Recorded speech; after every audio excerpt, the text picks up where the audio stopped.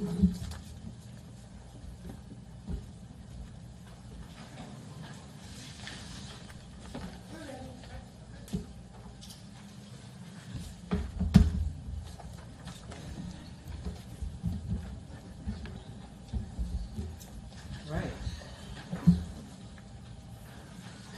evening. Welcome to the meeting for the Yountville Zoning and Design Review Board, Tuesday, June 11th, 2024. I call this meeting to order, and our first order of business is a roll call. Okay. Member Dubowski? Here. Member Henthorn? Here. Member Cook? Here. Vice Chair Zagorczyk? Here. Chair Miller? Here. Thank you. All right, if you'd all rise and join me with for the Pledge of Allegiance. I pledge allegiance to the flag of the United States of America and to the republic for which it stands, one nation, under God, indivisible, with liberty and justice for all.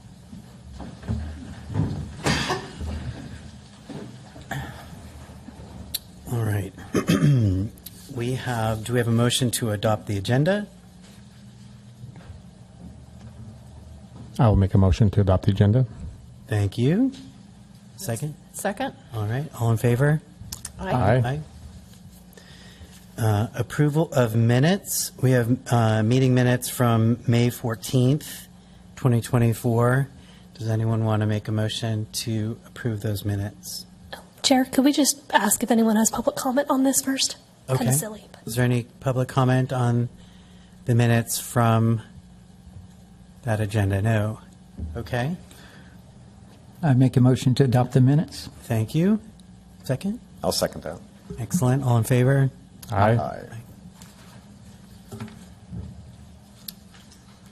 Any public comment on matters not listed on the agenda? I don't see anything here. Okay, we move on to presentations. No There are presentations. no Okay. presentations. Public hearings. The first public hearing is the adoption of resolution number 24014, recommending the town council conditionally approve the use permit of a master development plan amendment for Yountville Mad Fritz at Jessup Cellars. Mad Fritz is to operate out of the existing Jessup Cellars cottage and outdoor patio located at 6720 Washington Street. Find the proposed use of the tap room to be compatible and appropriate for Old Town Commercial Zone, and find the project exempt from the California Environmental Quality Act. And I am recusing myself because I live too close to, in proximity to this property. So I'll adjourn for moments. You're on. Thank you. Okay. Thank you. We can proceed with the staff report. Can we get the presentation?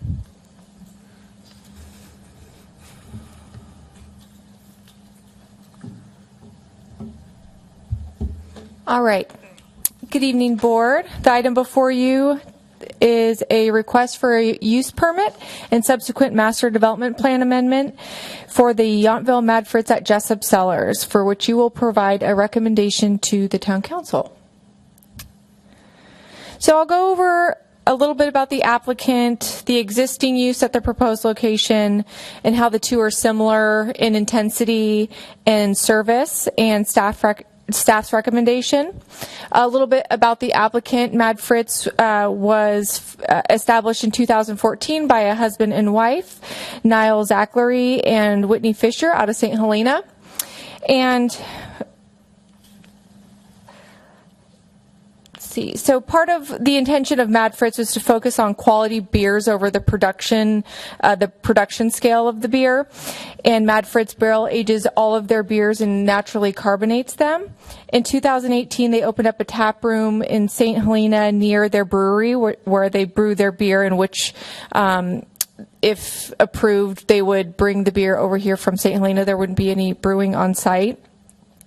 It proved a great venue for them, for both locals and visitors. However, they were forced to close the tap room in 2020 due to the pandemic-related issues. The applicant has since been seeking a small location to offer a similar experience here in Yountville. And the owners did have a pre-planned family trip, so they're not here this evening, but we do have Tony McClung, who is the president and GM for Jessup Cellars. So he's here on behalf of the applicants. With that, the applicant is seeking a use permit to occupy what is commonly referred to as the cottage, a small structure on the very southwest corner at 6720 Washington Street. The cottage is one of two structures on the property. It's a nearly 10,000 square foot commercial site, and it currently functions as a private tasting room for Jessup Cellars. Because beer tasting or tap room or something of the like is not included in the list of uses requiring a use permit that are outlined in the Old Town Commercial Zoning District in the Yountville Municipal Code, it will require the town council to then determine that it's a compatible and appropriate use for OTC, and we'll just refer to the Old Town Commercial as OTC going forward. As represented in the staff report, staff does find it compatible with the OTC, and should the council find the use compatible or appropriate, a master development plan amendment would ensue, hence the lengthy motion language that Chair Miller read just a bit earlier. A little more history on the cottage space. Jessup Cellars is the oldest tasting room in town. It's been in operation for nearly 20 years now. And the approval for the private tasting room within the cottage space was granted in 2015, and then in 2018 they were approved to expand to the patio there on what you see in the bottom center of the page, to seat up to 16 guests outside. What I have heard historically and what I've experienced in my time working for the town is that Jessup Cellars is really good about working within the parameters of their use permits and their entitlements. And that has to do with employee parking, hours, noise, etc. So this overview is just an overview of the existing permit and what the applicant is proposing. This is just to demonstrate that the applicant has made a pretty concerted effort to work within the same intensity and be compatible with the surrounding area. Commensurate with their small production quantities and barrel age process, Mad Fritz would serve 7 to 8 ounce pours served in wine glasses and offers even smaller tasting. So the functionality of it is extremely similar to the wine tasting function as well. Not that that would be necessary, but because of this fact, staff feels that it'll seamlessly work into what's existing on this, not only just what's on the site, but in Old Town Commercial. There would be the same number of seats, the same number of employees. They would not require any, or they have not requested any special events, and their hours, both indoor and outdoor, are less than what is currently existing. Oh, and it's important to note too, and this was in the staff report as well, that Jessup Cellars wouldn't be trying to accommodate for those spots rendered, the 16 seats in the outdoor space. So they're not trying to move those to the Jessup Cellars side. So there's no intensity increase on the Jessup Cellars side either.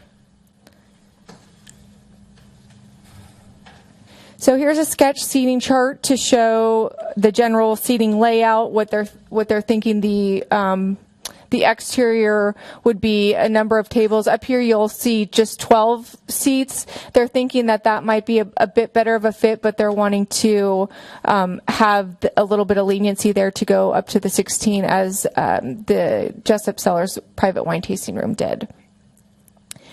I'd also like to note that no modifications to the interior or exterior are needed, and that no brewing would occur on site. So staff is recommending approval of this application and therefore recommends to the ZDRB that you also recommend approval of this to the town council. The board was provided with one public comment that we received, which was in support of this use permit and subsequent amendment. On the screen is again the items that you're motioning as part of the recommendation to council, just because there's a few of them in there, so I wanted to put them up there for you. And that is all from staff for now. I'm happy to answer any questions or provide Tony a chance to speak or say a few words if he wishes. And that's all I have for you. Thank you, Diane. Any questions of staff on this proposal? No. I do not. Okay. No questions. If interested, would the applicant like to say a few words? Entirely optional. That was very thorough. Okay. The applicant noted. Praise for the staff from the applicant.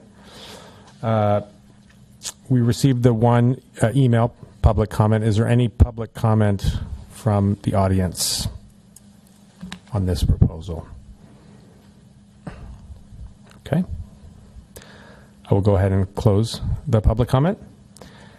And yeah, I will look to my fellow members on comments, observations, or thoughts they want to share.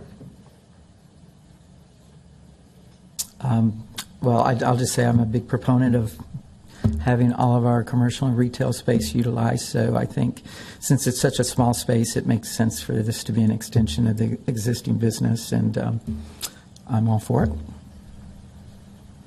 Yes, I think it's well presented, well thought out. It's a good, interesting use of the space. And I agree that Jessup has always been wonderful to work with and follows the rules and helps whenever they can. So I support this. And I support it, absolutely. I think you guys, your reputation speaks for itself. And I think aesthetically, it looks like a small, intimate little kind of beer tap room. I think it's perfect. So. Yeah, I echo the sentiments of the fellow board members. In fact, a lot of times the public comment is not another wine tasting room, so this certainly answers the call of that with beer. So it good to be a little divergent, but yet within the lines. Okay, so with that, would anyone like to make a motion? I will make a motion to adopt resolution number 24-014, recommending the town council conditionally approve use permit and master plan amendment for the Yountville Mad Fritz at Jessup Cellars. I second that. All in favor? Aye. Aye. Okay. Do you need a roll call vote? Or? No, everyone's here. Okay. Thank Good. you. Thank Thank you. you. Okay. Thank you. Okay. We can get Chair Miller back in here.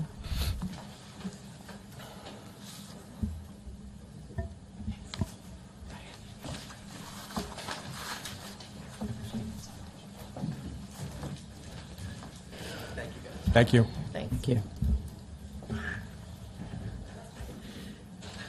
Okay. The next public hearing is item number 8B. Consider and provide direction to staff regarding the proposed preliminary and final master development plan, design review, and use permit exemption from the California Environmental Quality Act under CEQA guidelines, section 15332, as an infill development project for the Humboldt and Jefferson mixed-use project. The project. Staff seeks direction from ZDRB on the design and the project and its consistency with the findings required for Yountville Municipal Code, as discussed in more detail below. Staff is seeking direction from ZDRB regarding whether to prepare a resolution recommending the conditional approval or to disapprove of the project. Thank you, Chair Miller and members of the board. The I gotta remember to use both hands. The project site is located at 2010 and 2012 Humboldt Street. It's at the corner of Humboldt and Jefferson Streets. They are currently two separate parcels. A condition of approval when we get to that point will be required to merge the two parcels into one prior to issuance of a building permit. Once the parcels are merged, the total lot size will be about 10,992 square feet, and therefore meet the minimum lot size requirement, which is for this zoning district, 10,000 square feet is required. The site is currently undeveloped and contains only some existing vegetation, some trees and grasses. The project applicant proposes to develop the site with a two-story mixed-use development comprised of commercial and residential components. The project will include retail on the bottom floor with storage for retail use on the second floor, along with two residential units. The units are 2 bedrooms and 2 baths with private entrances through the parking area or the garages for the residential units. The units are 1,200 square feet each, and each will have a one-car garage. The second floor includes an elevated deck along Humboldt, which is to be shared space, outdoor deck for a barbecue area and outdoor fireplace. Again, this area will serve as a break area for employees for the retail space, as well as an open space area for the residents. The project proposal does include on-site parking, tree removal. As part of the project proposal, 9 trees are being proposed to be removed from the site. The project also includes 8-foot-tall boundary walls made from precast concrete for screening and privacy as part of their project proposal. And the plans that you were provided included some exterior lighting and landscaping. The building will serve as a location for a locally owned independent retailer.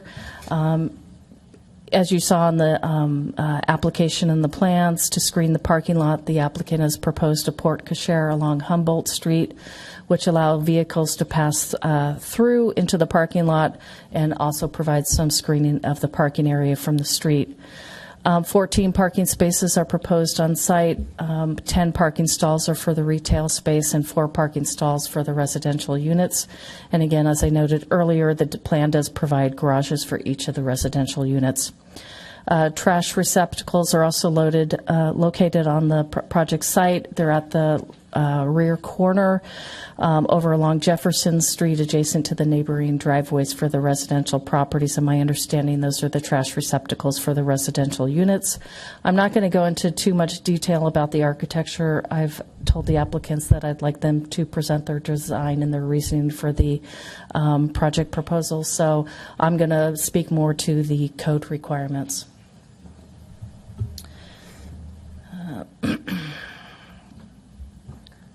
That's okay, thank you. As permitted per the Yountville Municipal Code, the planning officer may require the installation of story poles to demonstrate the mass and height of the proposed structure, and to understand a little bit about how the proposed building relates within the context of the surrounding structures and area.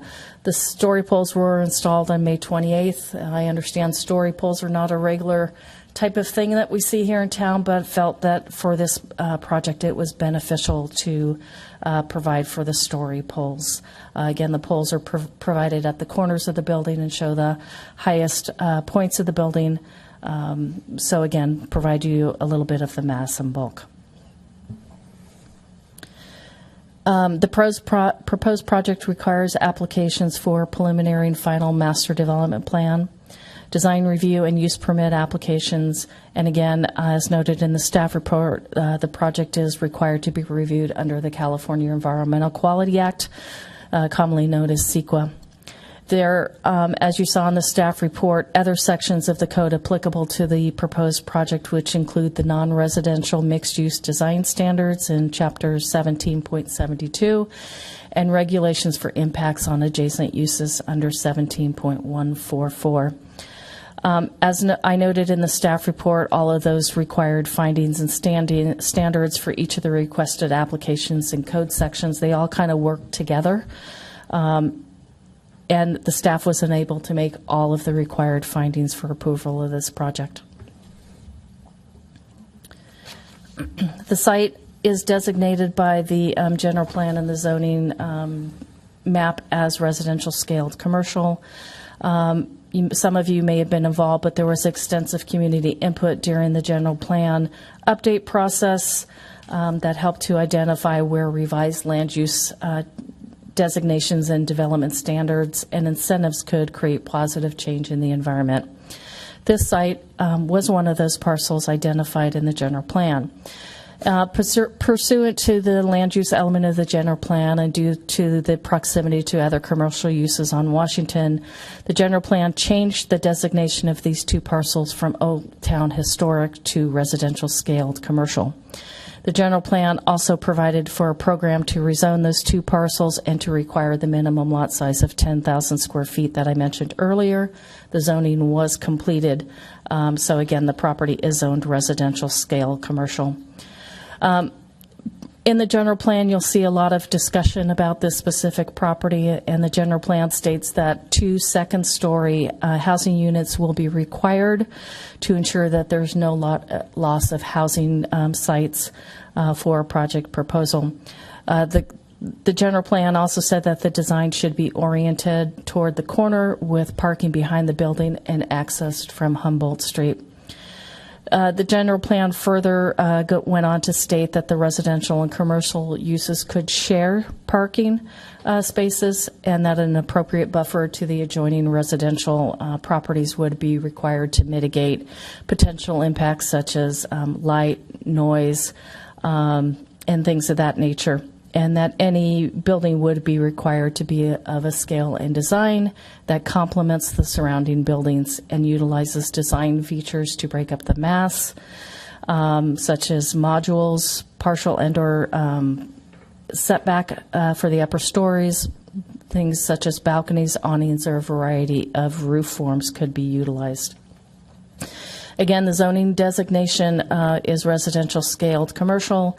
The zoning is intended to reinforce the Washington Street as the main commercial street in Yountville and to encourage an appropriate transition to the adjacent residential uses. The zoning ordinance also has some other design criteria and states that the buildings shall be residential in scale, generally street-oriented with pedestrian entrances from the street, building height, massing and size shall be compatible with residential development and comply with the design standards that are established in 17.72 of the code. The municipal code also states that the development shall contribute to a well-integrated mix of uses that create an attractive, vibrant, and walkable Washington Street experience. And the code requires that the development shall maintain an appropriate balance between the needs of the residents, visitors, and businesses to assure a livable community for the residents. Again, the project does offer the mixed use requirement as per the general plan discussion. As I noted earlier, again, the project requires a master development plan, which is required for all new commercial development. The project requires both preliminary and final master plan, which can be done concurrently, and so that's what we have here. Pursuant to that section of the code, there are certain deviations that may be approved as part of that master development plan. Those types of deviations include minimum yards and setbacks, maximum height of buildings, walls and fences, minimum and maximum lot sizes, deviations from maximum floor area, parking, in regards to space, the number of spaces, location, and design, and it also allows for some design standards related to the relationship of the building to the streets, such as minimum open space and signage. The project as proposed does require some deviations through the master development plan for maximum floor area, front setback, the top story floor area limit, and parking.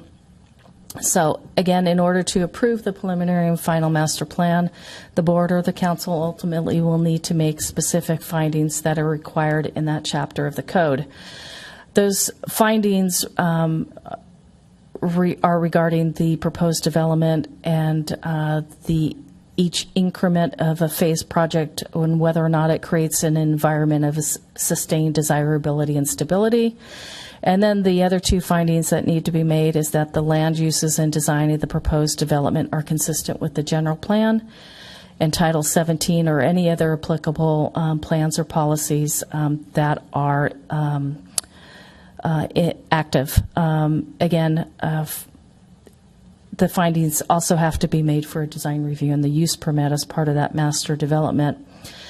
In the staff report, staff did note that the project is generally consistent with some of the goals of the policies and programs of the general plan. It is a 2-story mixed-use building with commercial and residential, which I think was really scrutinized and stressed as part of that general plan. However, as noted in the staff report, staff does have concerns regarding the mass and bulk of the proposed structure and its relationship to the neighboring properties, specifically the adjacent residential properties, and therefore staff was unable to make all of those findings.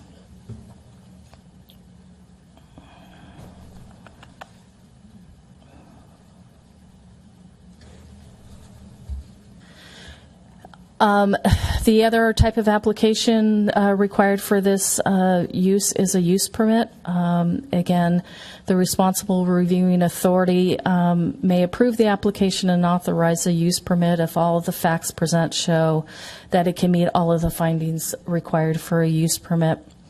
These findings include that the proposed use is compatible with the neighborhood and the community. The proposed use will not be detrimental to the health, safety, and convenience or welfare of persons in the area or vicinity or injurious to the properties in the area. The proposed use will not conflict with the town's goals of achieving economic stability with a mix of a variety of commercial services. The use provides safeguards to prevent noxious or offensive emissions such as glare, light, dust, odors, and things of that nature, as well as the noise regulations. And the proposed use does not require excessive amounts of water or excessive amounts of waste. Additionally, the code requires that police and fire services are adequate to serve the proposed use. And then lastly, that the proposed use will comply with applicable provisions of Title 17 and be consistent, again, with the general plan standards. Again, I think overall, in terms of the use, staff does believe that the use is appropriate and it's what was envisioned through the town's general plan. So on to the design review requirements and application. Again, the reviewing authority, you are ultimately the council, may approve the application for design review, again, if all the facts presented in the findings can be made. I won't go through each of those findings, but again, those findings relate to preservation of significant trees and natural features or identified public view corridors, which there are no public view corridors here. Compatibility with neighboring properties and developments with regards to setbacks, building heights, and massing and things of that nature. Again, as noted in the staff report, and again tonight, staff was unable to make all of the findings for design review. And again, we raised concerns about the mass and bulk of the proposed structure. The staff report did provide some design suggestions that the board may want to consider. The other section of the code has to do with non-residential mixed-use design standards. So again, as I mentioned earlier, there's a lot of sections of the code that tie this together. And then, of course, we have the general plan. So the code does provide for mixed-use design standards for a project of this nature. Those design standards are subjective. Design criteria, which per the code are mandatory for commercial projects unless waived through the design review process to allow for alternative design approaches that may be deemed appropriate for a specific site or area. Under the residential scaled, commercial buildings are intended to provide an appropriate transition between the commercial and residential areas. The code further states that typically these buildings are similar in size to single-family houses and other residential buildings, and the design standards are intended to encourage the development of multiple small pedestrian-oriented buildings that combine to form publicly accessible courtyards and passageways with parking at the rear of the site. That section of the code also provides design standards applicable to the zoning district, which all non-residential projects are required to conform unless waived through the design review process that have to do with building scale and massing, street frontage, exterior building materials and colors, parking and driveways, open space, utilities, and even auxiliary structures. Again, similar to the design review findings, staff was unable to make each of the required mixed-use design standards that is required as part of this application. Again, because the project is in the residential scaled commercial zone and adjacent to existing residential uses, it must also comply with another set of additional standards, and that is regulations for impacts on adjacent uses. This section of the code looks to noise, light, traffic circulation, parking, vibration, flammable materials, airborne emissions, water quality. I think from staff's perspective, most of these may be complied with potentially through conditions of approval or maybe through some of the design changes that may come out of the project. This section of the code also speaks again to building size and actual design and states that all buildings and layouts shall be approved by the Design Review Board, which is part of the reason we are here this evening. Staff did review the project under the CEQA requirements, and the project may be eligible for an exemption under CEQA guidelines for infill development projects. This exemption applies when the project is consistent with all applicable general plan designation and applicable general plan policies, as well as with the zoning designation and regulations. So again, hopefully we can get there. The proposed project development occurs within the city limits on a project site of no more than 5 acres and is substantially surrounded by urban uses, which this project is.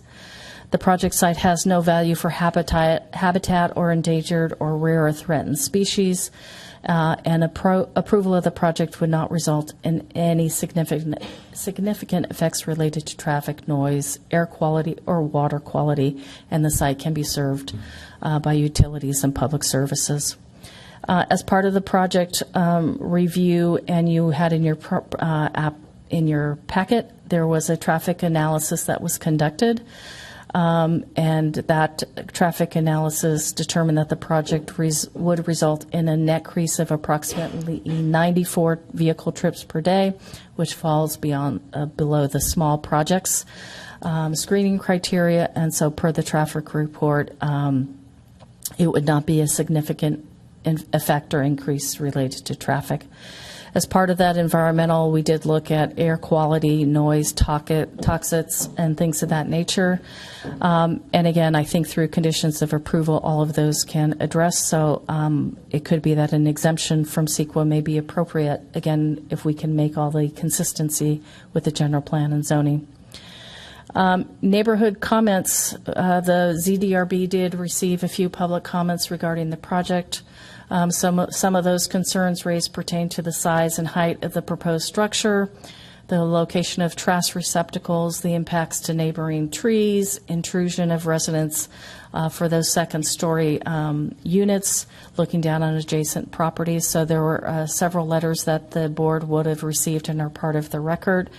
Additionally, there were 2 letters of support that were received that the board should have been provided as well. Through email, and again, those are all part of the record. In summary, staff believes that, again, as I noted, the general intent that was envisioned by the general plan, a 2-story mixed-use project is appropriate, and that is what is being proposed for this project. Staff, again, hang on. Staff, again, does note concerns related to the mass and bulk of the proposed structure. As the staff noted in the report, the building is designed as a two-story building and is 30 feet at its tallest point, which is the maximum allowed per the code. So the board may want to consider if the height of the building could or should be reduced. The building and massing propose more of a uniform appearance when viewed from the corner of Humboldt and Jefferson Streets rather than a multi-building appearance as suggested by the code. And although the proposed residential units on the second floor, as designed, do provide some relief with, let's say, the Juliet balconies and the window planters, and they, again, provide relief and enhance the design along the street frontage, specifically along Jefferson, staff does wonder whether it's sufficient or if additional articulation can be provided. Staff suggested in the staff report, too, that the second story could be potentially set back, which would help reduce the mass and bulk from the street. And also by setting that second story back, it would reduce the square footage of the second story. Again, as the staff report noted, there are some requested deviations, and one of those deviations from the master development plan is for the setback on Humboldt Street. The code requires a 15-foot setback, and the building as designed is at 10 feet from the property line, again, potentially bringing the mass and bulk of that building closer to the street. And although the general plan envisioned the parking to be concealed or screened, the board may want to review the design of the porte cochere on Humboldt and determine if the design of this element adds to the massing along Humboldt frontage.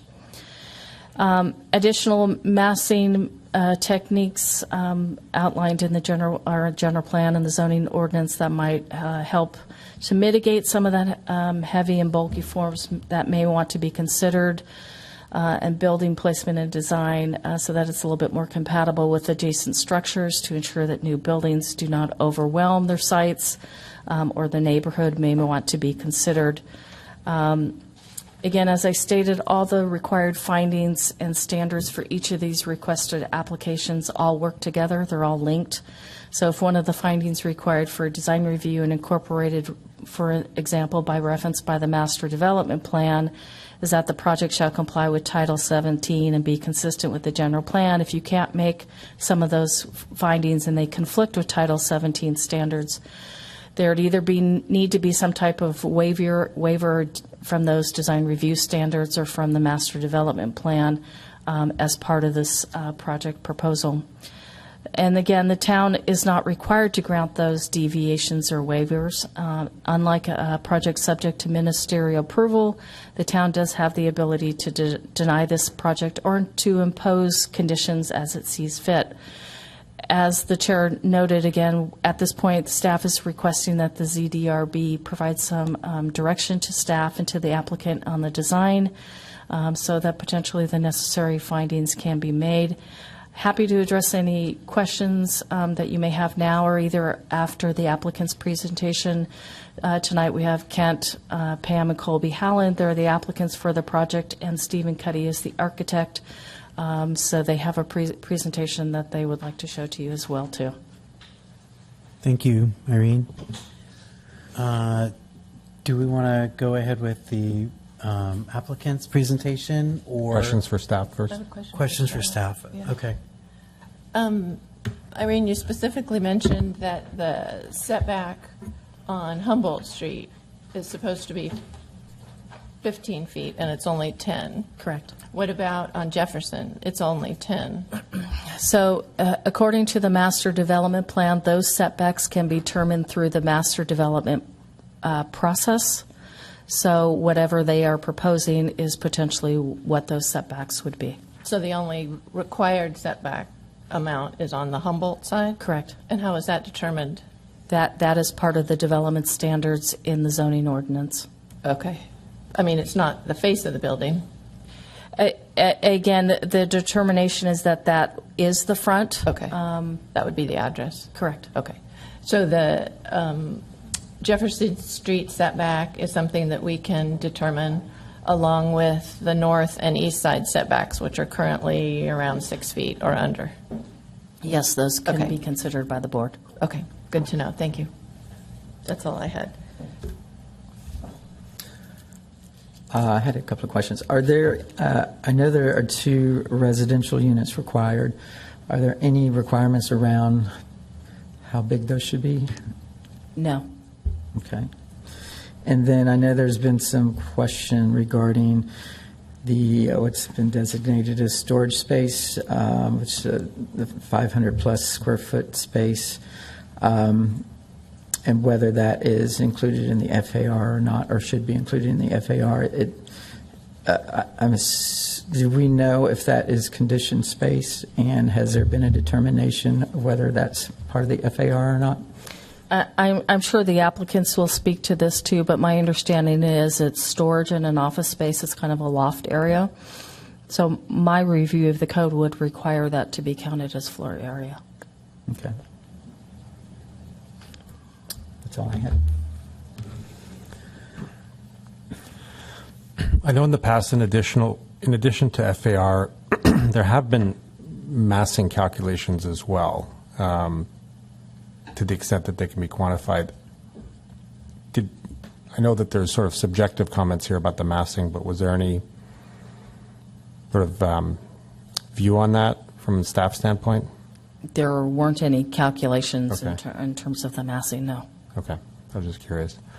And then I know typically, somewhat of a procedural question, the goal of staff is to consult with the applicant through several iterations if needed in order to typically bring things to the ZDRB on topics that staff themselves are not in a position to judge. So subjective interpretations, new precedents, things where the various guidelines and ordinances sort of fall short and requires the board to interpret the intent of the applicant and then make a decision. In this case, there are a lot of just I would say exceptions being asked. I was just curious from your standpoint why you felt that it should come before the board under these circumstances.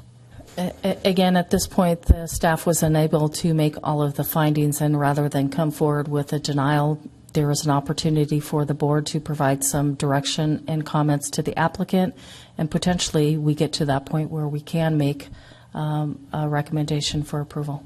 Okay, thank you. I did have one more question. Okay. Did you have one? I'm not sure if you can answer this or not, but what sort of reasons would staff consider legitimate for approving a deviation on FAR or parking or? That question might be a little bit hard to speak to, again, unless I truly have a reason for those justification. We'd have to look at it and scrutinize it with the actual proposal. Okay. Have there been any recent examples that were? No. Okay. My question was along the same lines. It looks like we've got a number of findings that were not met and a number of variances and exceptions that are being asked.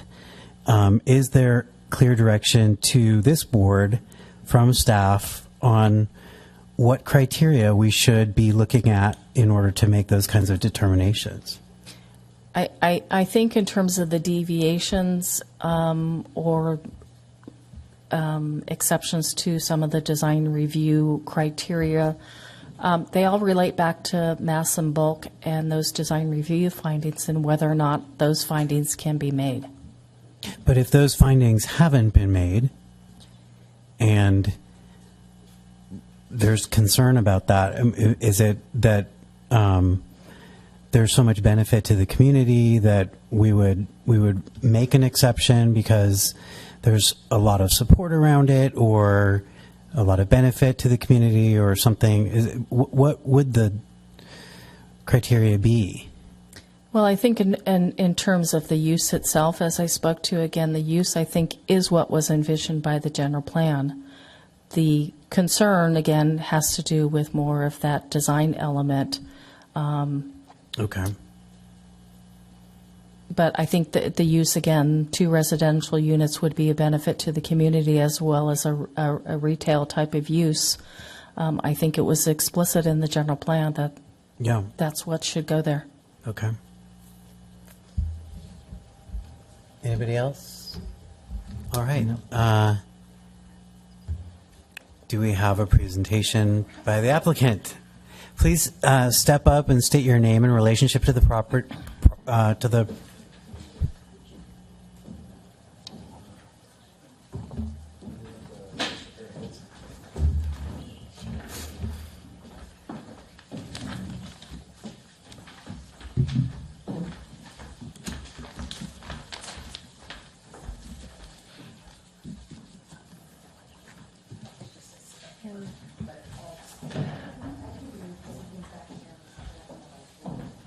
We're kind of old school, you guys, sorry.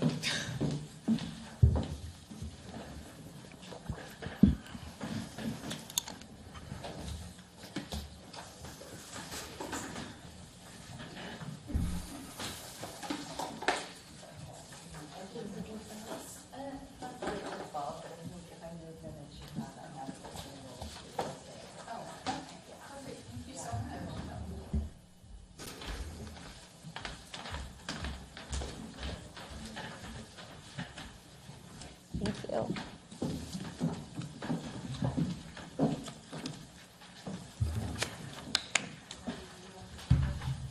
Sure.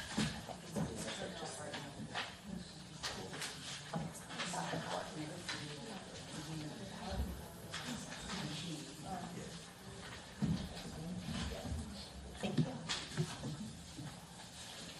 Okay. Okay. Hi, my name is Colby Hallen, and I am this evening acting as both owner, developer, and potential tenant for this property.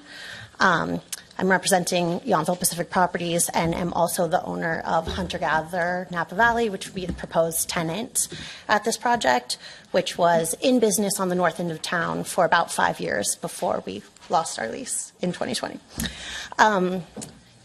Just want to make it extremely clear that our intent was always to work with staff in this process. It's been about 14 months, I believe, since our first of 4 submittals to staff. But prior to that, we did work with Steve Rogers, the former town manager, as well as multiple acting temporary planning directors before meeting with Irene. I believe actually Diane was part of some of that process along the way.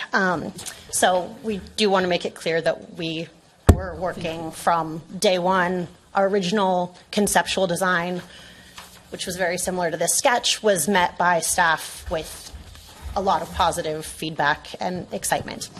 So it was actually not until we received the staff report on Thursday evening that we found out staff would not be supporting this based on what we feel were like the very fundamental issues of bulk and mass.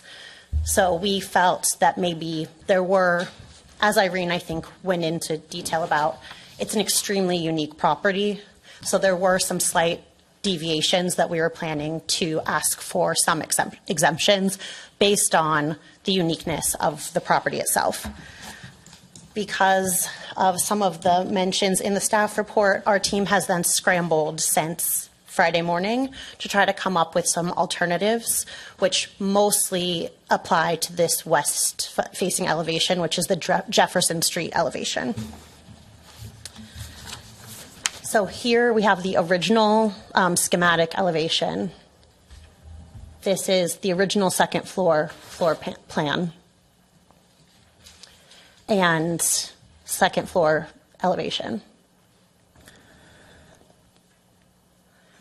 And then this image depicts our kind of modifications, I guess we'll say, to that we are trying to, that we tried to get ready to present to you today.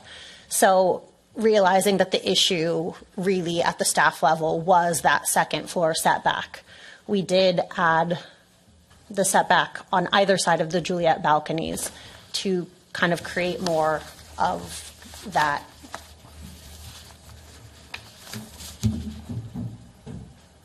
that staff appears to be looking for to take away from the mass on that elevation. So this is our schematic design. This would be the proposed floor plan that we would like to discuss with you today. And this is the CAD rendering of that elevation. So you guys all have that in front of you as well. I think, as I said, the uniqueness of the property, it's the convergence really of 3 streets. So it is not only the convergence of these 3 streets, but we feel like very much so it is the continuation of the retail corridor on Washington Street. As Irene mentioned, the zoning is residential scaled commercial. What we, I guess, kind of struggled with that is what is the intent? And what we felt the intent was to provide 2 single-family residences. So I believe it was Thomas who mentioned what is the criteria for that. And since there is no specific criteria, that was kind of what our team interpreted that as, is that a 2-bedroom, 2-bathroom unit would replace 1 single family home, which is where we came up with the floor plans that we came up with.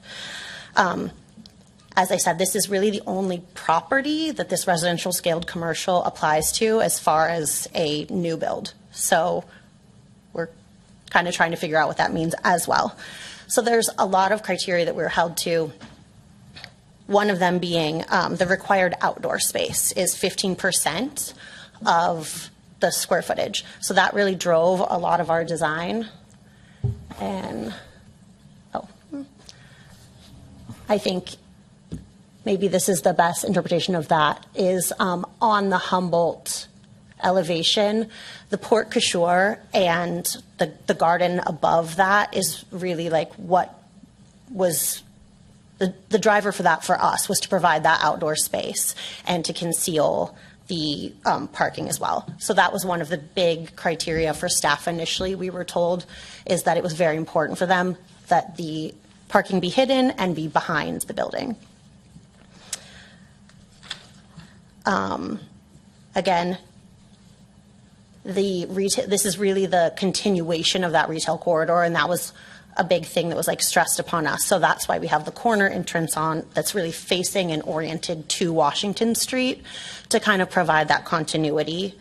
As far as design goes, our concept initially, which as I said, I felt like was initially really embraced by staff, was to keep it very clean lines, hand-troweled smooth stucco, very modern, and then incorporating these Victorian details of the corbels, the molding, the Juliet balconies as well, to show visual interest. But those Victorian details for us seem to tie into the Victorian farmhouse aesthetic that you see a lot of the details of the original homes throughout the valley and in town.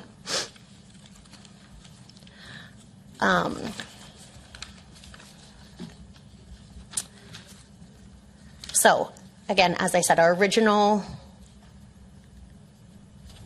design, although it incorporated the Juliet balconies, did not provide the setback on the second floor from the Jefferson elevation, because what we were trying to do was to provide just really like clean lines from Washington Street and avoid any sort of clutter that may be visible from the street, given that it's a single family home.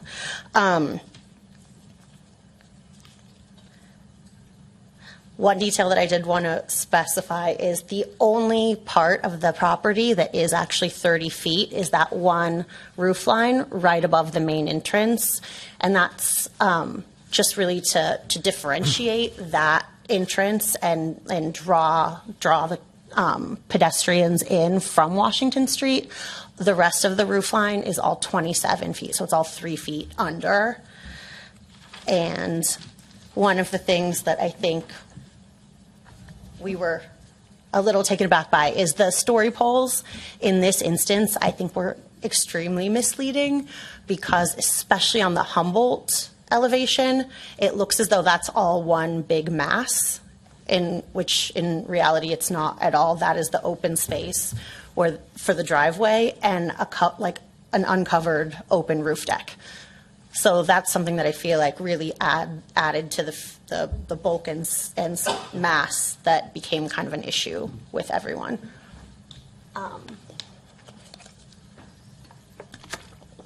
I did want to address a few of the issues that were in some of the neighbors' comments. First and foremost, we will be keeping as many trees as possible on the property. Obviously, some have to be removed because of the driveway.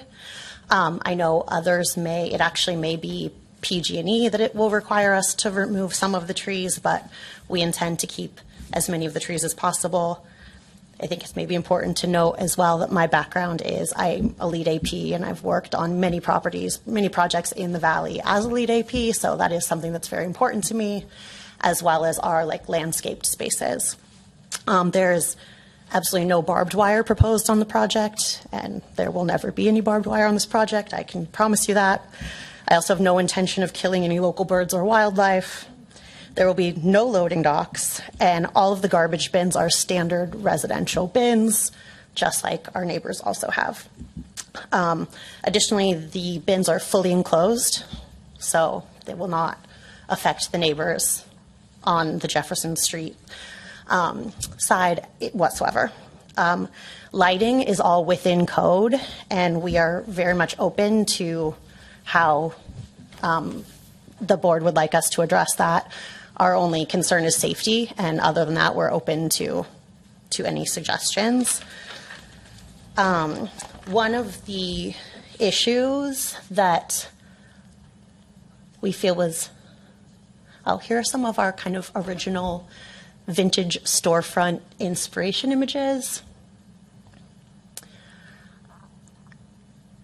This is the inspiration image for the detail on the far side of the Humboldt Street property, which will provide that kind of a little bit of visual interest that staff was hoping to see.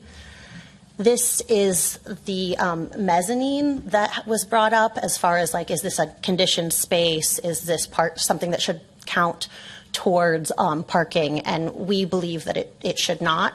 There's this slight mezzanine over the POS of the store, the retail area, and then there is storage space, which is unconditioned and has no windows.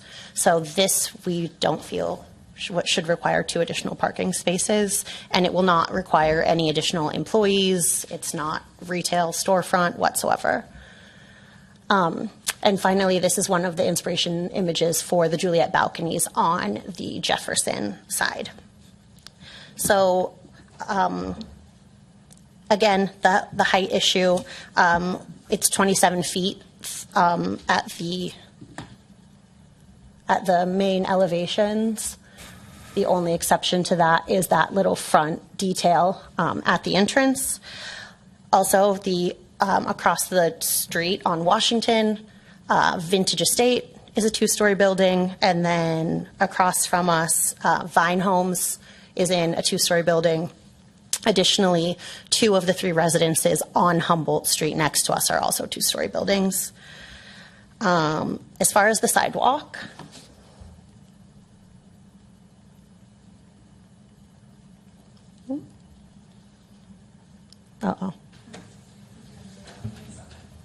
sorry.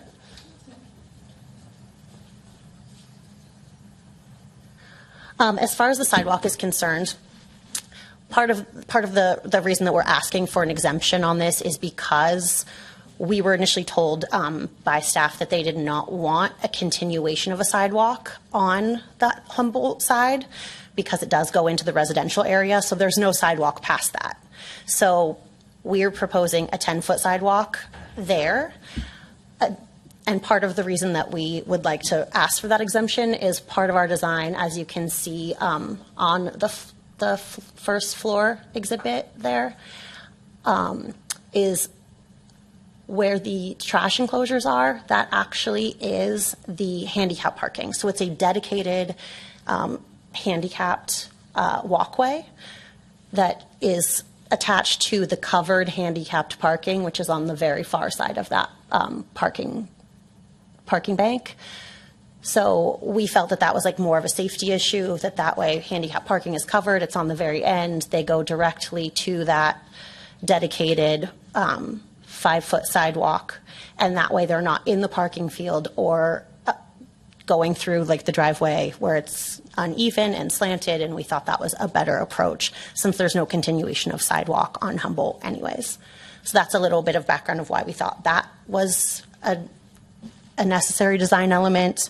One of the other issues that I know some of the neighbors mentioned was the wall surrounding the property. I know that the code requirement is 6 feet.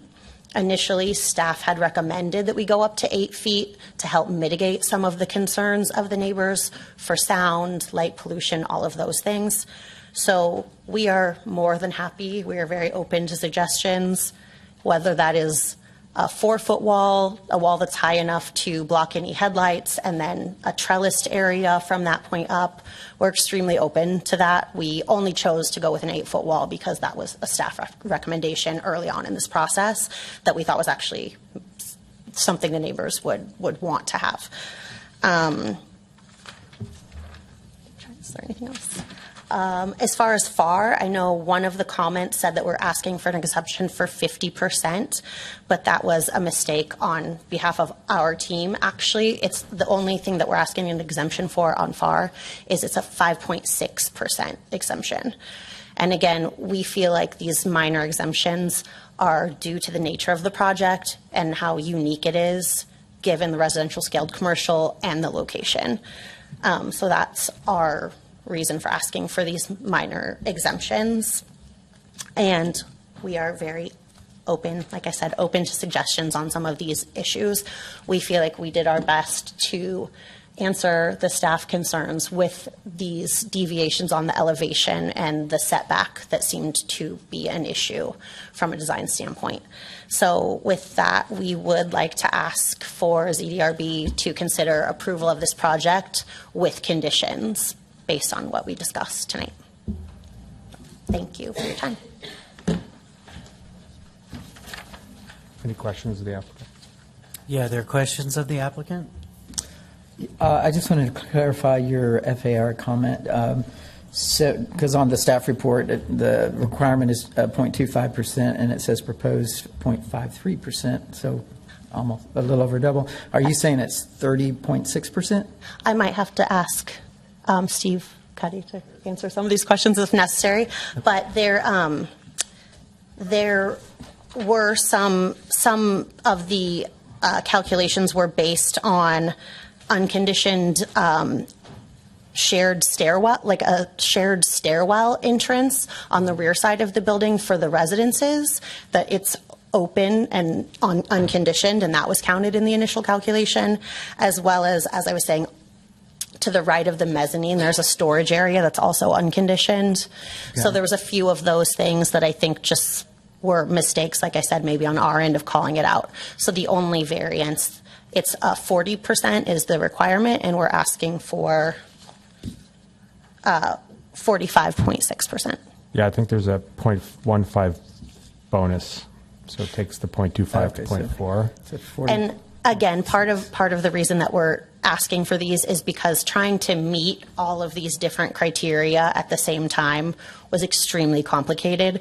So in order to have the 15% outdoor space, that kind of then affected our FAR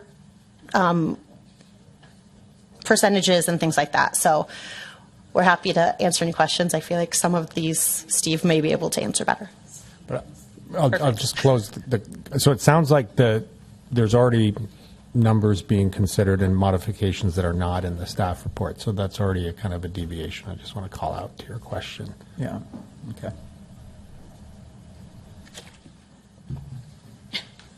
Just to throw it, I'm Steve Cuddy. I'm a local architect in Napa Valley, and so part of the reason for the deviations also are driven by the mixed-use development standards, and the reason those things are unique like that is that every project that you confront that's this kind of project has unique qualities, and that's why the standards give you those options to move things around a little bit. So there's trade-offs. Having done a lot of mixed-use projects, this is very common approach to the project. So, but yeah, that was a good pickup on the bonus. I was going to mention that. Thank you. Okay, so it's 45.6 then that you're asking for, and that assumes that the mezzanine loft office space is not counted in the FAR. It all, So it would be part of that 45.6? Yes. Okay.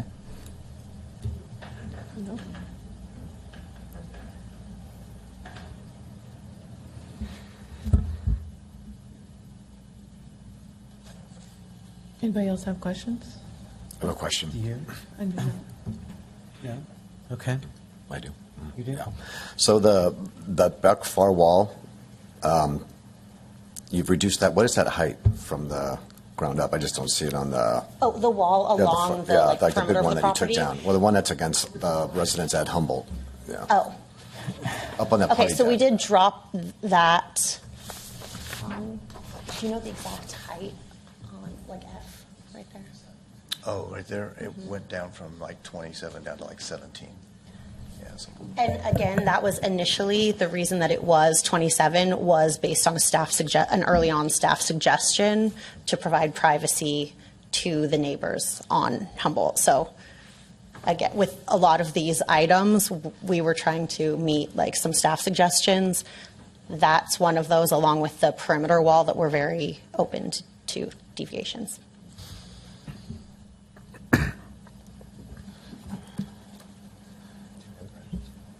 I'm good.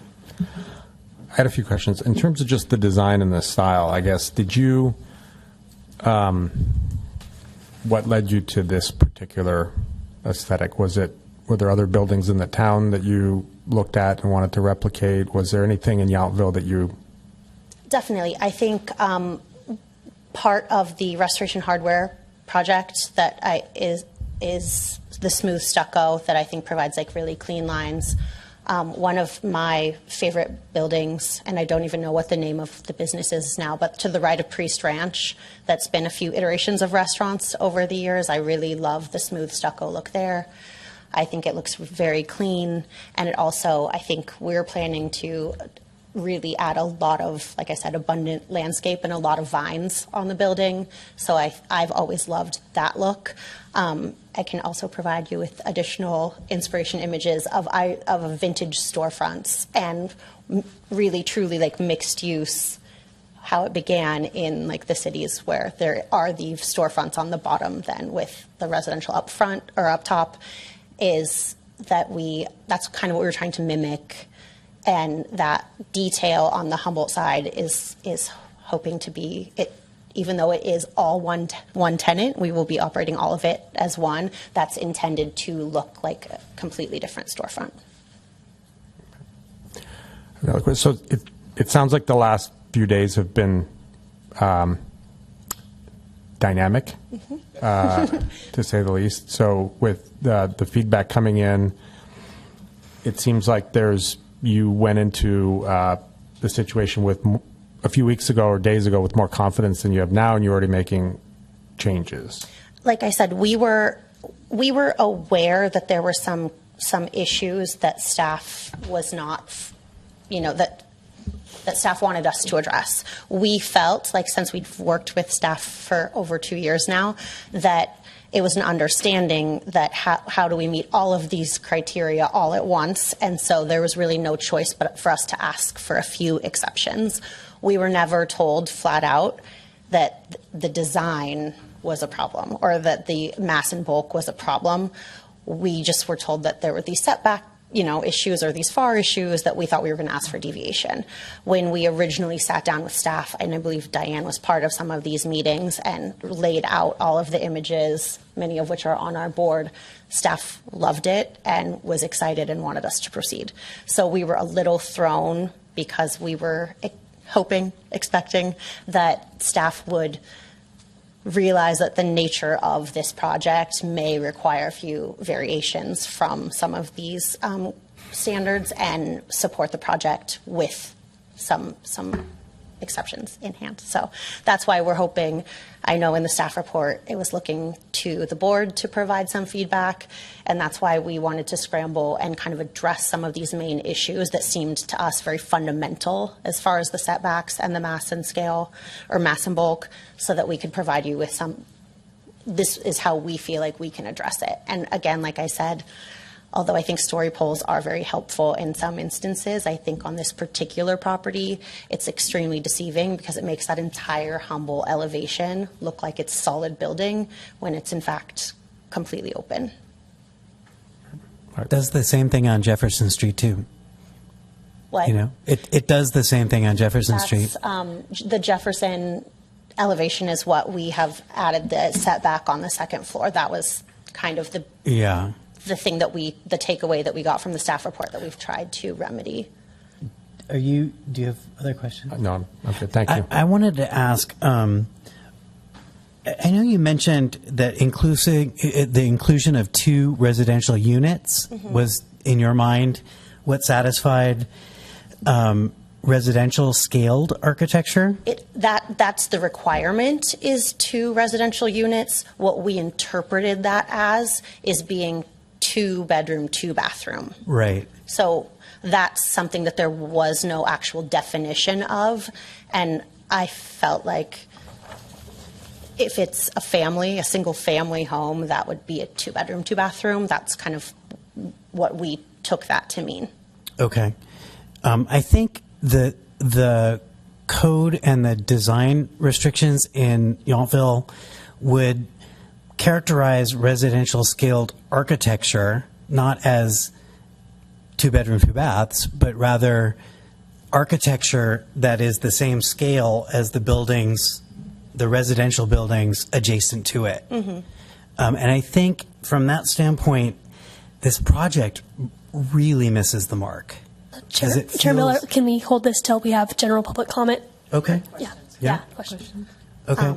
So I did want to, again, point out we don't feel that's an issue with the design, because aside from the project directly to the right on Humboldt Street, the other homes are 2-story homes.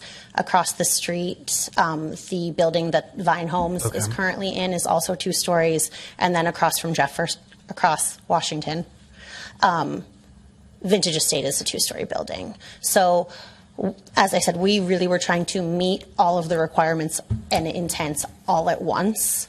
And that's the reason that we feel like we're asking for an exemption. As far as the height's concerned, we are 3 feet under the maximum height. okay. I do have a question when you're finished. Go ahead.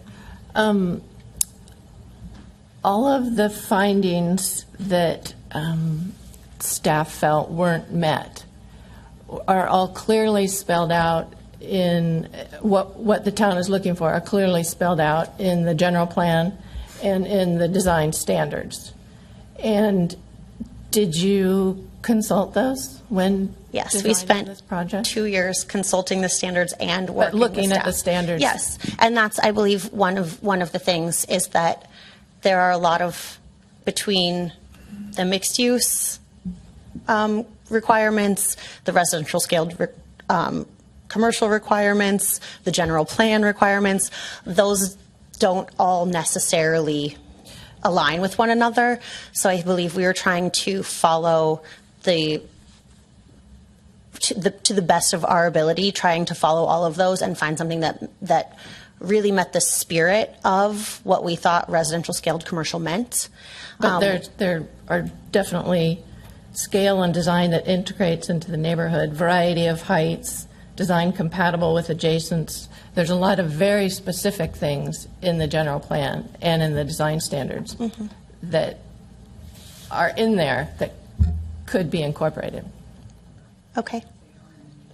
In the new plan, we did try to make more of an emphasis on those, and I think that was part of, as I said before, is that what was never clear to us, I think until Thursday evening, is the priority to meet the intent of this zoning, which is providing those 2 residential units, or is the priority to meet the code very specifically to the letter of the law.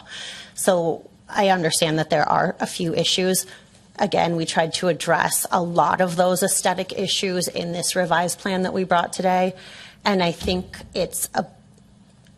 I think it's really difficult to look at CAD and get a feel for a building. The open space on Humboldt, I think, really is going to be a lot more articulation than can be read from a CAD drawing. And also, like I said, that glass bump out on the Humboldt elevation as well. And then everything that we've added on the Jefferson elevation was taken from the neighbor comments and the comments in the staff report. I'll save it for comments. Any other questions? No. No. Okay. Are there questions from the public to the applicant? No Very questions quick- to the Sorry, applicant. sorry. Open the public comments. Public comment? Anybody want to make a public comment? Yes, sir. Thank you for your time. Thank you. Thank you. Good afternoon, or good evening. It isn't good night, so that's Good a evening. good thing at the moment. My name is Carl Straub. I live at 6584 Jefferson. I'm one of the three neighbors that are on the north side of the property. I have authority to speak for Clark Thompson, who's my neighbor, and also for Bobby, who is the end and owns Hank's old house on the green side. I would say amen, because it sounds like a bunch of prayers tonight. We came in with a plan that we thought was reviewed by staff, and now we see changes. I can't figure out what we're trying to evaluate, because the original plan was filed and they've made changes in the last 2 days to it. One of the things that has never been shown, at least I haven't seen it, is the wall that faces our property. It's not in their sketches. It's not in the color drawings. And the point of it is that wall is 27 feet high, approximately 20 feet from the front of the buildings in their yards. They've never addressed that. All the changes they're making, to my knowledge, and you can correct me, none of that impacts that wall. I don't see how any of this falls within Section 17 with regards to what is mandated by the general plan, the design review handbook, anything you want to talk about. This doesn't fit. And so you have my letter. And if you look in the letter, you'll see the pictures of the poles that are across from our property. And I gave you an easy one for perspective. I stood next to one of the poles, and it's tall. All of that's going to affect wind. It'll affect light. It'll affect reflection, since it's a white surface, to reflect back on the homes. And it just makes it a complete enclosure. It makes it that we live in an alleyway. So in addition to the 27-foot wall, because we never anticipated a 27-foot wall 5 feet from our property, they're going to build an 8-foot wall between that wall and our property line. And we were proponents of having a privacy fence of some side because we knew what was going to happen. But my view on this is this building is just not appropriate. And I keep hearing, oh, it's a unique site. It's 2 lots. The only thing unique about it is it's in Yountville, and it sits in a residential neighborhood. And you can read in the letter, I still believe selective zoning on this property is pretty clear. When we raise that in the general plan, we'll raise it again. But the process that we're going through here is one of chaos. We looked at their plans, we made comments, and we did. The garbage cans are going to have to be pulled out onto Jefferson. That's already crowded. If you've ever been on Jefferson in the morning, our house has 6 cans or 7 cans, depending on the day. You're going to add another 6 cans in there, so you're going to have 13 cans lined up on the street where there really isn't any room. Remember 2 years ago, I think it was last year, the town added additional parking spaces next to the art park. So, more and more space has been taken out, and when there's parking on both sides, it's just a narrow venue. And the only place for the trash is really up in front as you narrow into Washington. I appreciate the trips report, But I don't think the TRIPS report really reflects the congestion that it will bring on that intersection of Jefferson coming out onto Washington and Humboldt, increasing foot traffic, which will be good for the stores, and that's all good. But I don't think it's really been analyzed. You just don't count cars. I know how TRIPS reports work, and that's what you do. How many trips on an average, get the table, and sort it out. So we feel like this has just been chaotic. They keep saying the uniqueness, that's why they need the deviations. No, that's really not the case. The uniqueness of the property doesn't drive deviations. It's their design. And they're trying to maximize value or all the property. So my view on it is that they should go back and make the buildings and everything fit and not ask for deviations. There's no reason for deviations. The parapet on the other end, so you're going to put a second-story garden deck, and what you're building on the right side is really just to support that structure, and you're going to put a storage room up there. I just don't believe it's going to be used purely for storage. And I think they could reduce the mass and impact by eliminating that whole part. Hey, it's great not to see the parking there, but it'd be better to see the parking and have less mass and be able to shrink the building. And we've made all of these comments, so I'm not going to go through and recreate them. But the people that are the impacted are us and Pablo, Rich's old house. So the four of us all oppose this project because we're the ones that are being impacted. We're not saying don't build anything. Carl, you need to wrap it up. Yeah. Okay. Then I'll wrap it up. Quite simply, we're looking at another set of plans that have never been submitted. And I think that what everybody should do is step back and do that. My one final comment is, I just heard him say they're the owner and the developer. I'd like clarity as to who is the owner. I think that's important for the application. Thank you. Thank you. Thank you. Is there anyone else in the audience that would like to comment on this project?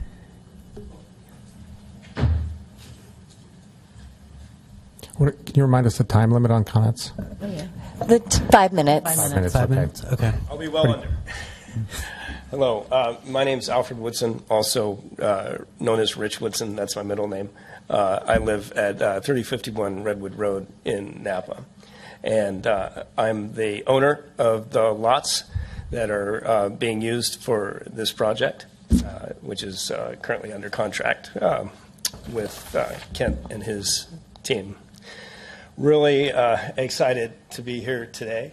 This is really what we're looking at here is the result of about 6 years worth of efforts. You know, we started with the general plan. We got the staff together, administration, worked with local businesses, worked with the residents through many workshops, town council meetings. I appeared before you guys in the past on this very subject, and really brought it all together to craft something that we could then codify in the general plan. That was a great solution for this section of Yountville. I think Kent and his team have done a tremendous job of putting together something that respects that general plan. I don't believe any reasonable person could consider that what we're being presented with doesn't meet the standards and the criteria of the general plan under AB 841. And I really am excited to, see this finally coming through to fruition and to finally be able to answer after decades of being kidded about this open sore, basically, in the middle of our town, which now, we have a keystone project that can connect the north side of the commercial corridor to the south side of the commercial corridor, still retains the the residential units that I committed to when we started working on the zoning change. And I picked Kent. You know, I had several developers come up with a lot of different plans presented to me, and I picked Kent because I knew that he would, he would work towards meeting the requirements of the general plan. He would work with the community, and he can deliver. I've seen his projects elsewhere in Napa County, so I know he does a great job. And I just really hope that, there are definitely some variations and some conditions that need to be considered. I hope we're reasonable about that and can provide those variances where it doesn't negatively impact the community, and that Kent and his team can make the necessary changes to the plan to also realize those changes. I'm confident that he will. If we can't do this, guys, after 6 years of working on it, everybody working transparently, pulling all the resources together, getting all the different groups together and coming up with an agreement, going through the process that's been designed. I'm not really going to have a lot of other options for developing this property, than to find a development proposal that would circumvent this process entirely and maybe meet the needs of the state for, housing. So I'm excited about it. I think it's a beautiful, with some changes, will be a beautiful addition that our visitors and our residents will very much enjoy. And yes, it will also help your property values. Thank you. Thank you. Thank you. Anybody else? All right. Oh, here we go. Hi, I'll keep this very brief. My name's Jonathan Wendorf. I've been a resident of the town since 1992. I live on Oak Circle, and when I grew up here, I went to Yountville Elementary School, which is since closed. I've raised my family here, and it's exciting to see. When in '92 there was a lot of empty land. Some beautiful projects have come up. The town has really grown, and I think that adding one more would be great. It's nice to see some retail in town that's not a winery, some stores. And so I don't know codes. I don't know anything about that, but I do know that it's a nice-looking building, and it would probably do well in town. So that's it. All right. Thank you. All right. Last chance. Anybody else? Okay. We're closing public comment, and we will discuss. Have you any discussion points that you want to bring up? Kim?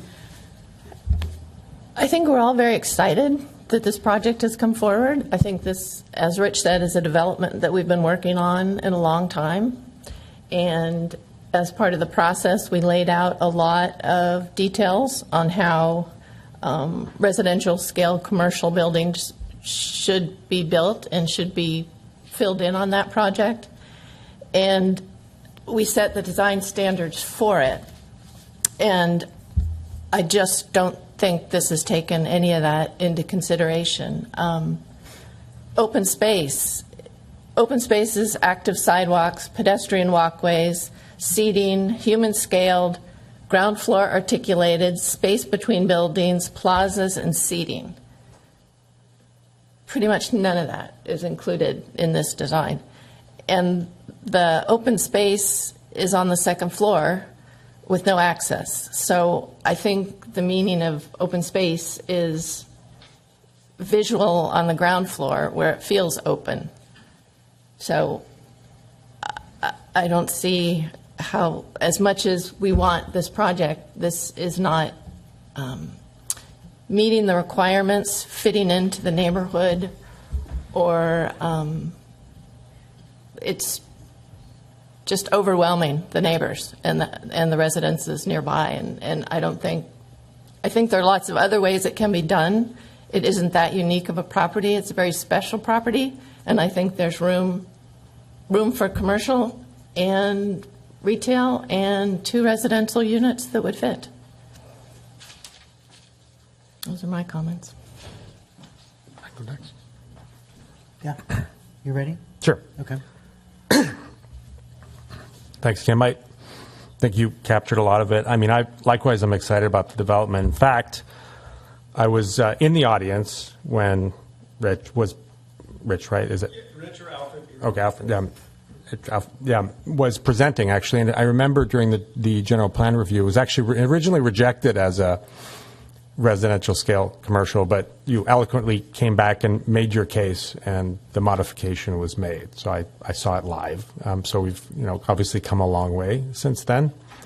And I agree. And at the time I thought, I wouldn't have seen it that way, but I really see it now, and since then, that it can really connect the corridor in a nice way. So the goal of this board is to find ways to move forward, right? We're not the no group. It's simply the path forward, right? And already I appreciate the effort to respond to some of the feedback. Like in the last few days have been tumultuous. So I think the spirit is there. I think that for me the words is it's residential scaled commercial. Is that the term? Mm-hmm. I think the issue is that, I'll be blunt here, is this is a commercial property with some residences on it. That's the issue, right? If you want to really categorize it, that what was approved was activating the corridor, integrating it with the residences, and making it feel connected both as an extension of the residences and the town. But this is a commercial building. It's 100% a commercial building. And then the second floor are residences instead of more businesses. I think that's the challenge. So you mentioned that a reasonable person would conclude that this fits in. I like to think I'm a reasonable person, and I don't make that conclusion. And I think for all the reasons that we mentioned. And at the end of the day, I mean, that's all the subjective stuff. The guidelines are there for a reason, and every time we're confronted with needing to make an exception, the question is, why are we making an exception? Because once you make an exception, everyone else is going to come along and say, well, you made an exception there for just because it was unique or special. That's not a responsibility that I think this board wants to take on for entirely subjective reasons. So I think that the boundaries need to be conformed to, but then the guidelines, I think, are written pretty clearly, and I think this is it's going to take a lot more than I think a few adjustments at this point, and I think fundamentally because of the way the design was approached. So I am as excited as I am about the potential here. I would be being dishonest and disingenuous if I didn't share exactly the position on it, and I'm simply reading the words that were in the plan. I'm not hopefully interpreting more than that. Thank you. Do you have a comment? You can go ahead. I agree with what Member Michael said. However, I will say, I think the architectural interest is absolutely coming to a much better light, if you will. I don't know if it does much for the massing, which we still know is the apparent problem, but I think aesthetically, it's a beautiful building. It just doesn't quite so fit where we're trying to stick it, maybe. So I think the other credit to all are, it's obvious you're open to suggestions and open to really kind of reinventing the wheel slightly here. And I think there's a possibility for being able to do that and not have it quite so in your face, if you will, and looking quite so commercial as Member Michael put it. And I agree with that. I think there's a certain element to this building that, respectfully said, looks almost a little bit prefab compared to the custom building that I think it really could be, despite the architectural elements that you're bringing in. I think one thing for me was the original package that we were given.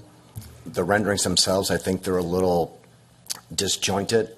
I know how that happens given the programs that we all use in our business. So this, I think, is a far cry from the original, meaning, again, in a positive way, but it still really doesn't address that bigger issue with the massing, I think, that we're, in fairness to say, that we're most concerned about. So, and I think the other thing about that is, I think because of the closeness to the few homes that are right around that corner, and I agree those homes have got some issues to begin with just because of the street, the empty lot, the way everything's laid out. I think we need to take particular attention to like their plight about their privacy, the light that these walls, whether they're 8 foot, whether they're 12 foot, whether they're 17 foot, that's still a pretty extensive wall. But again, I think the conversation can be had to be able to get together and be able to try to figure out how you can maybe demask at least the perimeter going around those particular properties. I mean, instead of building a wall from what I'm hearing and then building the actual wall of the building, maybe it's incorporating a lot more green, doing something else that's just not a wall, if you will. Even from the property side, you feel like it creates a little bit more privacy. It creates a little bit less sound. I'm wondering if actually it's going to be counterintuitive and is actually going to create more sound bouncing off. A lot of these walls are now contained in this kind of parking area. As much as I like the overall aesthetic and the idea, again, I think we're all in agreement that we love the idea that something's going to happen on that corner. So I think it's the idea that you want to take that on is impressive on itself. I think it's just going to take a little bit more rework to still get you what you want, to still be able to meet your ratios and everything, and to be able to still, I think, really conform to the neighbors in particular, their concerns. So that's it. Okay, my turn. Well, I'll start with the positives. As everyone else has said, I'm excited that something that those lots will be developed, and the town needs more retail. So I'm all for that. I like the corner orientation of the entry. I personally like the hidden parking aspect of this. When I initially saw the renderings, I felt like it was a development, a project that would be more comfortable in a higher density downtown area, like downtown Walnut Creek or the higher density areas of downtown Napa. It just didn't seem to, because this particular site is a transition point from commercial to residential. There wasn't that flow or that transition from one to the other. When you think of some of the more recent projects, commercial projects in downtown Yountville, like Stuart Cellars or Handwritten, and actually most of the construction in Yountville, they have peaked roofs and changing elevations of roof lines and things. And the thing that stuck out to me most about this project was just the flat roof line. And that to me just makes it feel like just a commercial project that is more comfortable in a higher density area. So I don't know. I'm new to this board and have not been involved in the years of work that you guys have done on this. So I don't know if you've considered peak roof lines or I think the other like multi-building appearance structures. But yeah, to me, this just does not fit in with that particular section of downtown or the overall architectural vernacular that Yountville is known for. So I do appreciate I really love those visuals that you put up there with the kind of vintage storefront images, but I just don't think that goes far enough to create that transition from commercial to residential that I feel is needed in this location. Handwritten is a perfect example Yeah. of multiple buildings, combination of 2-story in the back, 1-story but tall in the front, open plaza, open seating, walkways, Hidden parking. hidden parking. It hits all those. Yeah. That's a perfect example. And you mentioned Restoration Hardware, another fairly recent project, and I can see some similarities with the stucco and everything, but even that building has a peaked roof, and I think more articulation in the architecture. So I know this isn't what you guys want to hear, but I just giving you my honest feedback. So. Thank you, Thomas. I expressed a little bit about what I was thinking about in terms of the scale of the project, and there's a couple of points that I want to make. To me, this is a commercial mixed-use urban infill project in an exurban rural neighborhood that is supposed to be residentially scaled, and it's not residentially scaled. It's residentially scaled for, like you said, Walnut Creek, or even, it reminds me, especially these new renderings, really remind me of the post-war development in San Francisco, and the kinds of things that people were building when, the boys were coming home and we got to find places for them to live. And it's a really, it's a really frontward-facing building that ignores its north and east-facing elevations, ignores them completely, as if, as the boys are coming home, we're going to develop the rest of the block and put these kinds of buildings all the way around the perimeter and have a courtyard in the middle. It doesn't make sense. It's simply, to me, I looked at it today and thought, like, where is this coming from? It has no relevance. My mind is blown. And the corner feature for the store entrance, I feel like there's going to be a big cursive W up there someday, because it looks like a Walgreens. So I don't know what to.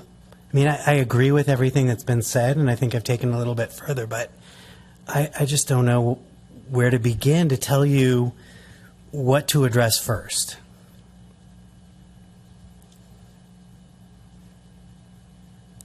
Okay.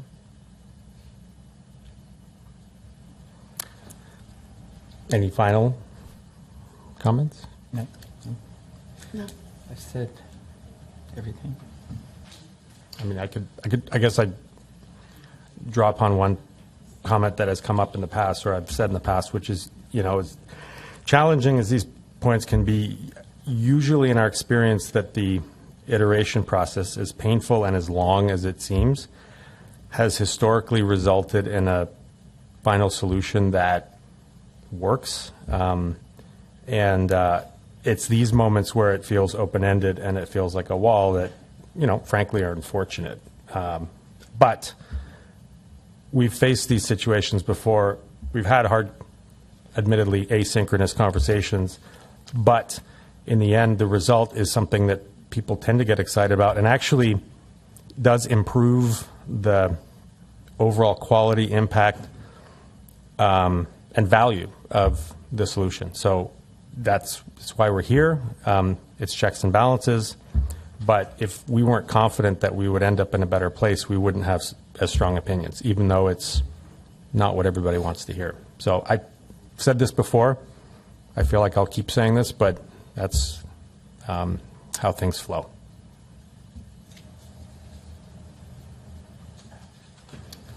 Does somebody want to make a motion? So do we? Go ahead, Mackenzie. I was just going to offer that maybe the applicant may like to speak to some of the comments and provide Sure. them an opportunity. Sure. If there's someone from the applicant's team that wants to stand up and say anything else. After being... No?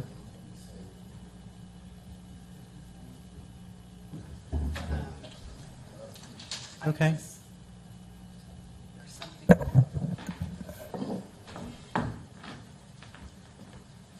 Hi, I'm Pam Howland, and I guess what I would ask of you is, are any of you available for appointments that we can get your actual input, not just, before this is a very expensive process, and we've gone through it for 2 years, and in previous towns where we've done, granted they've been bigger, but we have been able to make appointments with the ARB people and go through their individual concerns, and that's how we've always worked, collaboratively. Yeah. And we didn't have that opportunity with you guys. And so I'm just wondering if there's any, do you do that? Or because to just keep going back and redrawing these things and making the subtle changes and doing it, it just is so much time consuming and wasting when, so I guess that would be my question. I think it's a very fair question. I would look to staff and Mackenzie in terms of what you would advise in that sense, because the goal isn't to come here and be overly shocked and surprised. And I get the sense that there is a degree of shock and surprise, which means that, yeah, we want to come up with the right process that gets the best result.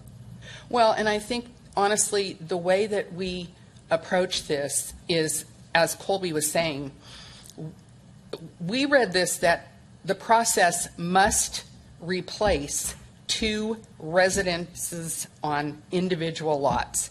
So then you have a size issue. If one of those lots was being built on as a residence, or either one of them, it doesn't stand to reason that they would be 1-bedroom apartments. And so as it is, these are very minimally sized for, I just don't feel like we could cut much more square footage and still meet that criteria. So that's how this kind of all started.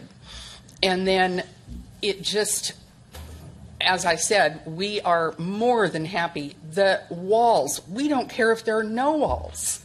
I mean, that is not, these were things from the previous work that we did that came out of. And so we're willing to do anything on all those things, but I guess we just need,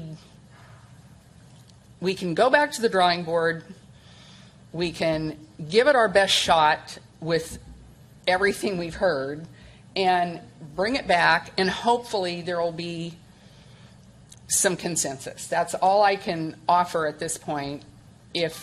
And then maybe from there, even feel free to email any of us, get our emails and say, this is what I would like to see, this is what I would like to see, because that would be very helpful to everybody getting on the same page.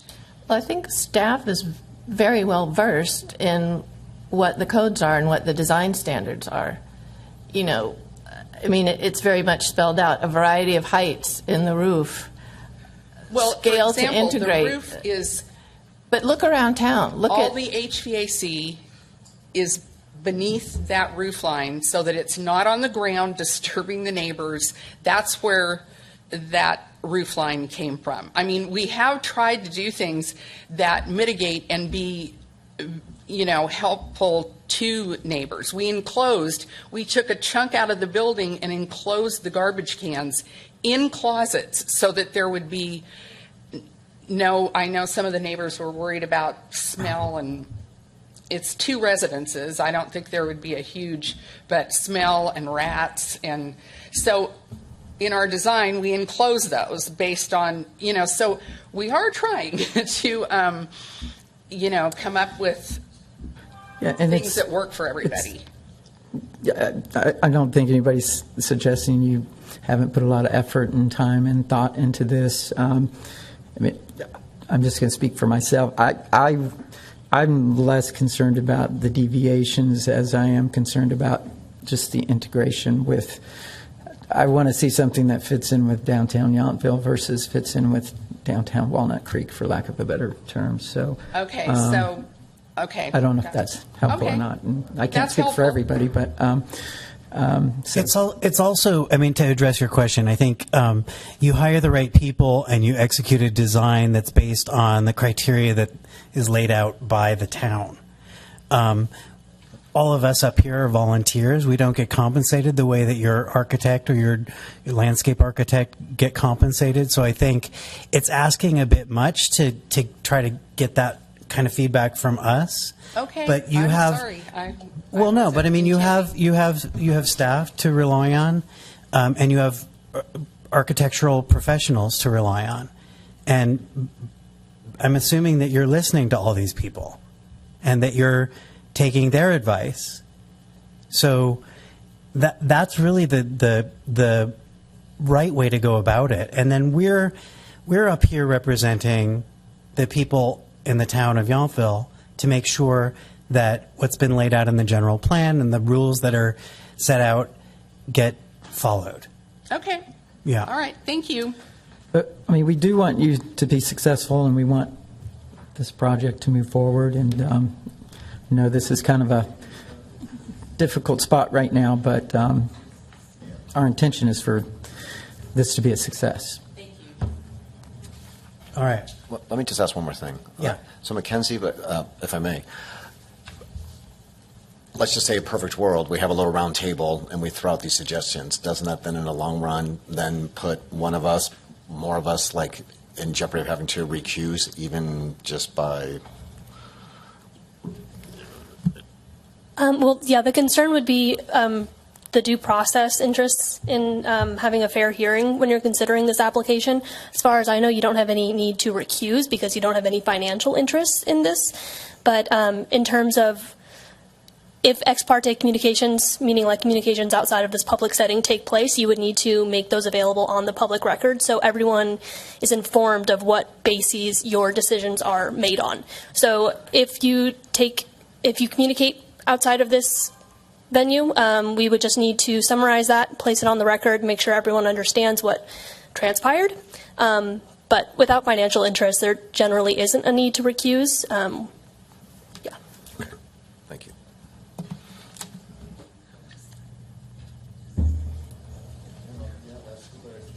Anybody? So how do you recommend we wrap this up? Just as a continuance for further design, or how do we word that? I would recommend that we continue it for further design. And then, they can come back to the ZDRB. And again, if the design doesn't change, then we'd come back with a resolution of denial. That makes sense. Recommendation of denial, too. Just. Is that what I said? So do we make a motion? Do we need to make a motion? No motion needed. This was just direction for staff. We didn't agendize any motion. Okay. Okay. Okay. I think you get it. So we're moving on to item 9, administrative items. Are there any administrative items to go over? There are none tonight. Okay. Staff and board reports, number 10. None to Nothing to report. go over. Okay. Then we would need a motion to adjourn. And make a motion to adjourn. I second it. All in Favor? Aye. Aye.